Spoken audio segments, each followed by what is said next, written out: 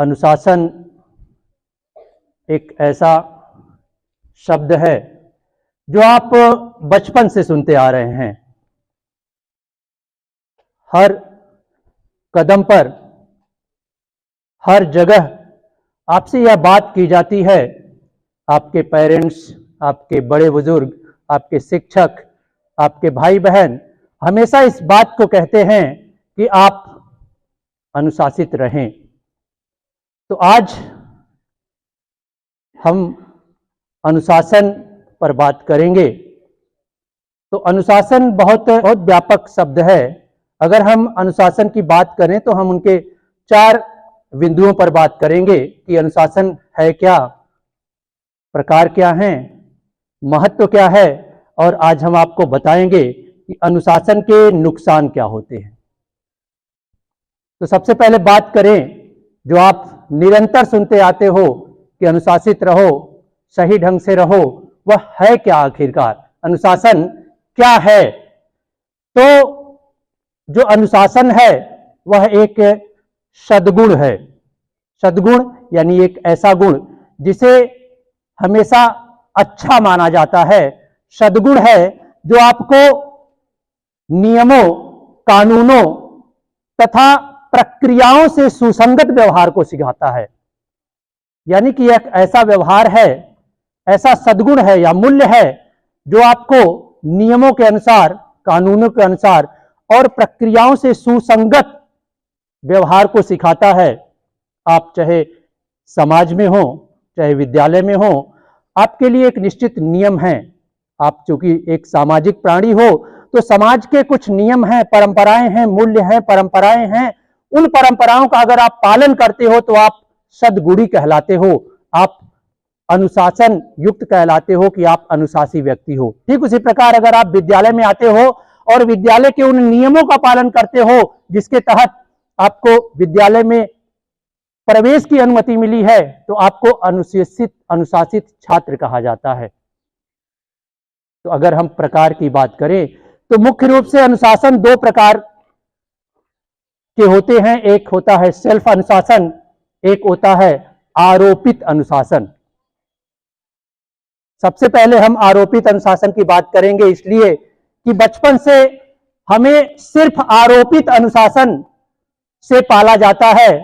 आपको समाज में जब आप आते हैं तो आपको कुछ पता नहीं होता है। आपका जो ब्रेन होता है वह एक कोरे कागज के समान होता है और आपको इन बातों को सिखाया जाता है कि आपको किस तरह से रहना है, किस तरह से दूसरों की रिस्पेक्ट करनी है, कौन सा काम करना है, कौन सा नहीं करना है। ये दोनों अनुशासन के तहत आते हैं। तो जो आरोपित अनुशासन होता है वह आपको बचपन से सिखाया जाता है और वह आपके माता पिता, भाई बहन और शिक्षकों द्वारा सिखाया जाता है, जो समाज द्वारा आरोपित होता है। और यह ऐसा अनुशासन होता है जो जरूरी नहीं है कि अस्थायी हो आपके जीवन में। लेकिन जो सेल्फ अनुशासन होता है वह ऐसा अनुशासन होता है जो प्रबुद्ध स्वहित को जन्म देता है। स्व अनुशासन तब आता है जब आप यह समझ जाते हो, यह जानते हो कि आपको जो बताया जा रहा है, खड़े जाओ सब लोग, आपको जो बताया जा रहा है, जो सिखाया जा रहा है, वह आपके शिक्षक के हित में नहीं है, आपके माता पिता के हित में नहीं है, आपके बड़े भाई बहनों के हित में नहीं है। वह सिर्फ किसके हित में है? आपके खुद के हित में है। जब आपको यह ज्ञान होता है, जब आपको यह भान होता है, तब आप में प्रबुद्ध स्वहित की भावना पैदा होती है। और इसका जो महत्व है, अगर आप अनुशासित होते हैं तो आप में प्रोडक्टिविटी बढ़ जाती है, आप में उत्पादकता बढ़ जाती है। आप अगर अनुशासित होकर काम करें तो आप देखेंगे कि आपकी जो कार्य क्षमता है वह बढ़ जाती है। और एक नुकसान जो बताता हूं, जो आप नहीं जानते होंगे, कि जब आप एक निश्चित डिसिप्लिन में काम करने लग जाते हो, अनुशासन में काम करने लग जाते हो, तब आप में क्रिएटिविटी समाप्त हो जाती है। सृजनात्मकता समाप्त हो जाती है और आप में न्यूरॉन के पाथ फिक्स हो जाते हैं, यानी कि जो आप में न्यूरॉन के रास्ते होते हैं, जिस न्यूरॉन से आप व्यवहार करते हैं, उस न्यूरॉन के जो पाथ होते हैं, जो रास्ते होते हैं, वो फिक्स हो जाते हैं, जिसके कारण आप में सृजनात्मक सोचने समझने की क्षमता समाप्त होने लगता है। तो आज ऐसे ही एक अनुशासित व्यक्ति की कहानी, ऐसे ही एक धैर्य दृढ़ संकल्पी व्यक्ति की कहानी आपको सुनाते हैं, जो अपने जीवन में इस प्रकार सक्सेस हुआ कि उसके सक्सेस की कहानी नोवेल, किताबों और फिल्मों तक आई, और उस कहानी का शीर्षक है 12th फेल आईपीएस। 12वीं फेल आईपीएस हम बात कर रहे हैं। आपके बगल के राज्य मध्य प्रदेश का एक जिला है मुरैना। मध्य प्रदेश का एक जिला है मुरैना, जिसका एक बालक, जिसका नाम मनोज कुमार शर्मा, जो एक निहायत गरीब परिवार से था। उसके मां बाप के पास इतनी कमाने या इतनी क्षमता नहीं थी कि वह अपने 2 वक्त की रोटी भी सही ढंग से जुटा पाएं, और वह मनोज कुमार शर्मा किसी तरह से हाई स्कूल की परीक्षा 3rd डिवीजन से पास होता है। हाई स्कूल की परीक्षा जब 3rd डिवीजन से पास होता है, तो वहां की जो परंपरा थी कि वहां पर स्कूलों में सुविधा मिलती थी, यानी कि बोर्ड परीक्षा में लिखवाया जाता था, तो इसलिए बच्चे निश्चिंत रहते थे कि कोई बात नहीं है, पढ़ना लिखना नहीं है, अपना आप एग्जाम देने जाओ और पास होने की सुविधा तो मिलेगी ही। उसी व्यवस्था के तहत मनोज कुमार शर्मा भी अब 12वीं में आ गया था, और उसका दुर्भाग्य कि उसी समय उस तहसील में एक एसडीएम की तैनाती होती है, और जब एसडीएम को यह पता चलता है कि यहाँ की जो व्यवस्था है वह ऐसी है कि बच्चों को बोलकर लिखवाया जाता है बोर्ड की परीक्षा में, तो उसने इस व्यवस्था को सुधारने का निर्णय लिया, और दुर्भाग्यवश मनोज जिस विद्यालय में पढ़ता था उसी विद्यालय को उसने टारगेट बनाया, और जिस दिन परीक्षा थी उसी दिन एसडीएम विद्यालय में पहुंच गए। परीक्षा शुरू होते ही तो लोगों ने सोचा अभी आए हैं, थोड़ी देर चेक करके चले जाएंगे, इसलिए बच्चों को सूचना दे दी गई कि अभी 1 घंटे बाद आप लोगों को लिखवाया जाएगा। लेकिन जो साल्वर थे वो लोग भाग गए, और एसडीएम ने कहा कि अब हम पूरी परीक्षा कराकर ही जाएंगे। और हुआ ऐसा कि पूरी परीक्षा उन्होंने संपन्न करवाई, और सारे के सारे बच्चे फेल हो गए। और जब बाद में रिजल्ट आया तो मनोज कुमार का रिजल्ट सिर्फ हिंदी में पास था, और वो सारे विषयों में फेल था। अब मनोज ने सोचा कि कौन सी ऐसी ताकत है जो प्रिंसिपल की भी बात नहीं मानी, यानी कि सारी व्यवस्थाएं पहले थी, आज कौन सी ऐसी ताकत आ गई जो नकल करने से रोक दिया। तो लोगों ने कहा भाई इसके पास बहुत पावर है, ये एसडीएम है। तो उसने पूछा एसडीएम कैसे बनते हैं, तो कहा पहले उसके लिए 12th पास होना पड़ेगा भाई, पहले 12th तो पास हो लो।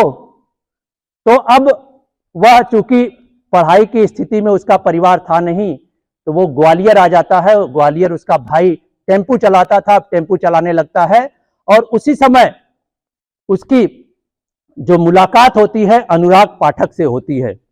वह भी तैयारी में था, चूंकि एमपीपीएससी की तैयारी कर रहे थे, तो यह भी अब उस तैयारी यानी कि वह तैयारी करने के लिए तत्पर हुआ। लेकिन वहां पर जब इसे पता चला कि इससे भी बड़ा एक एग्जाम होता है, वह दिल्ली में होता है, जिसे आईएएस का कहा जाता है। अब वह आईएएस का एग्जाम की तैयारी के लिए जब दिल्ली चला गया, उस दौरान वह उसके पहले वह इंटरमीडिएट यह सोचकर कि अब मैं नकल नहीं करूंगा, मुझे एसडीएम बनना है, तो उसने साइंस ग्रुप पूरा छोड़ दिया, बायो छोड़ दिया, मैथ छोड़ दिया, और आर्ट्स साइंस से फिर उसने 3rd डिवीजन इंटरमीडिएट पास किया, फिर ग्रेजुएशन किया और अब उसने निर्णय लिया कि अब मैं भी आईएएस बनूंगा। और वह आईएएस की तैयारी करने के लिए दिल्ली चला जाता है, मुखर्जी नगर, और एक कोचिंग ज्वाइन करता है जिसका नाम था दृष्टि आईएएस।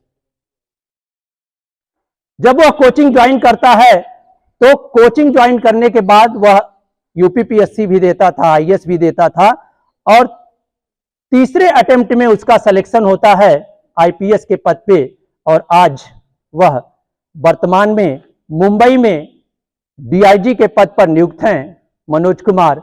तो ऐसे दृढ़ संकल्पी जो कि 12th फेल, और वह अनुराग पाठक उसका रूम पार्टनर हुआ करता था दिल्ली में। जब उसने वह डीआईजी बन गया मनोज कुमार, तो उसने एक उपन्यास लिखा 12th फेल डीआईजी, और उसके बाद वह उपन्यास इतना चर्चित हुआ कि वह उपन्यास पहुंचा एक डायरेक्टर प्रोड्यूसर विधु विनोद चोपड़ा, जो कि बहुत ही फेमस डायरेक्टर हैं, जिन्होंने 3 इडियट जैसी सफल फिल्में बनाई।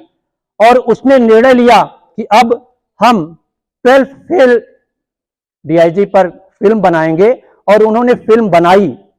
और उस फिल्म में जो दृष्टि आईएएस के संस्थापक हैं उन्हें भी रखा गया उनके मूल रूप में, और इसी पिछले महीने 27 वह फिल्म रिलीज हुई और बहुत ही अच्छी ओपनिंग के साथ बहुत अच्छी चल रही है। और वह फिल्म का जब से जो सबसे फेमस डायलॉग है वह है रीस्टार्ट, यानी कि आप अपने जीवन में कितना भी असफल हो जाएं, कितना भी आप असफल हो जाएं, लेकिन आपको सफलता या रीस्टार्ट की हमेशा गुंजाइश बनी रहती है। तो ऐसे मनोज कुमार शर्मा की उत्प्रेरक कहानी जो आप में जरूर यह आशा दिलाएगी कि हम कभी भी किसी भी समय अपने आप को पुनः रीस्टार्ट कर सकते हैं। तो ऐसे